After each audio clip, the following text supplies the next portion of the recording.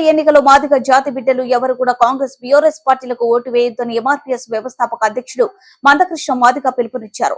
యాదాద్రి భువనగిరి జిల్లా చౌటుప్పల్ మున్సిపాలిటీ పరిధిలోని లింగోజిగూడెం గ్రామంలో ఆదివారం రాత్రి ఎంఆర్పీఎస్ అనుబంధ సంఘాల భువనగిరి లోక్సభ నియోజకవర్గ స్థాయి సదస్సు నిర్వహించారు.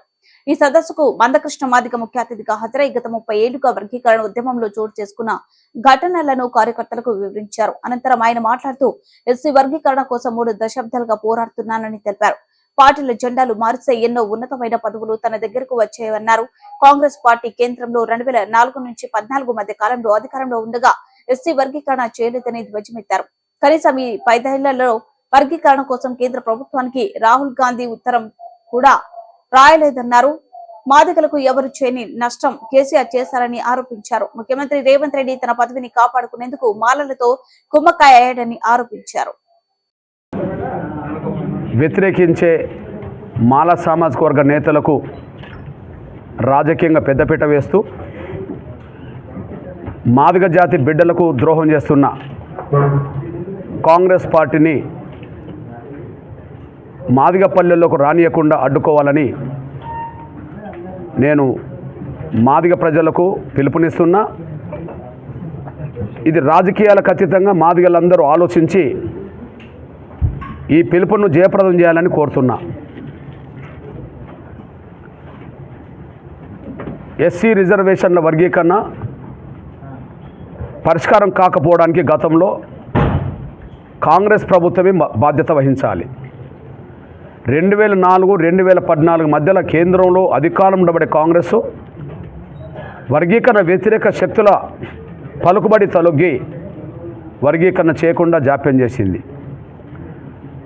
కనీసం ఈ 10 ఏళ్ళు ప్రతిపక్ష హోదాలో ఉండబడే కాంగ్రెస్ వర్గీకరణ మీద ఒక మాట కూడా పార్లమెంట్లో మాట్లాడకుండా, కనీసం వర్గీకరణకు మద్దతుకు ఒక లేఖ కూడా రాయకుండా మాదిగలకు అన్యాయం చేసింది కాంగ్రెస్. మరొక వైపు ముఖ్యంగా రేవంత్ రెడ్డి గారు పిసిసి అధ్యక్షుడు అయిన తర్వాత మొన్న జరిగిన అసెంబ్లీ ఎన్నికల సందర్భంగా మాదిగలకు సంబంధించిన 4 శాసనసభ స్థానాలు మాదిగలకు దక్కకుండా పోయినాయి. అందులో సత్తుపల్లి, వర్ధన్నపేట్, చొప్పదండి, చెన్నూరు.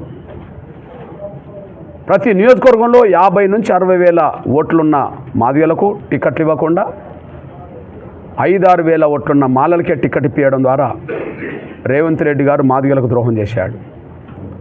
అదే సమయంలో ప్రస్తుతం జరుగుతున్న పార్లమెంట్ ఎన్నికల్లో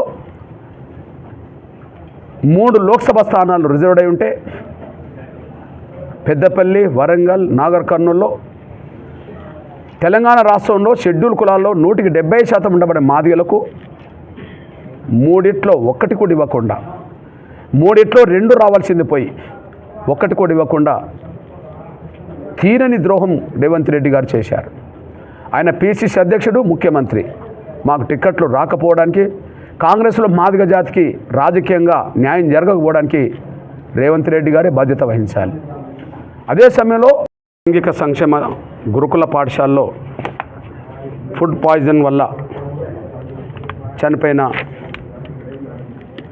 ప్రశాంత్ కుటుంబాన్ని ముందుగా ప్రభుత్వం ఆదుకోవాలి. ఫుడ్ పాయిజన్కు కారకులు అధికారులే కనుక అధికారుల మీద శాఖపరమైన చట్టపరమైన చర్యలు తీసుకోవాలి. శాఖపరంగా వాళ్ళను సస్పెండ్ చేయాలి, వాళ్ళను ఉద్యోగం నుంచే తొలగించే ప్రయత్నం చేయాలి, డిస్మిస్ చేయాలి. ఎందుకంటే వారి నిర్లక్ష్యం వల్ల, అధికారుల నిర్లక్ష్యం వల్ల ఒక బిడ్డ ప్రాణం పోవడం అంటే అది తిరిగి రాదు. దానికి అధికారుల నిర్లక్ష్యం కారణమైనప్పుడు ఖచ్చితంగా ఆ బిడ్డ మరణానికి కారకులు వాళ్ళే కాబట్టి వాళ్ళ మీద చట్టపరమైన కేసు పెట్టి, ప్రశాంత్ మృతికి కారకులు వాళ్ళే కాబట్టి వాళ్ళ చట్టపరమైన చర్యలు తీసుకొని కేసు నమోదు చేసి వాళ్ళని అరెస్ట్ కూడా చేయాలి. 1 సస్పెండ్ చేయాలి, విధుల నుంచి తొలగించాలి, 2 వాళ్ళని అరెస్ట్ చేయాలి. అదే సమయంలో ఇక ముందు ఇట్లాంటి ఘటనలు జరగకుండా ఖచ్చితంగా ఒక ప్రత్యేక నిఘా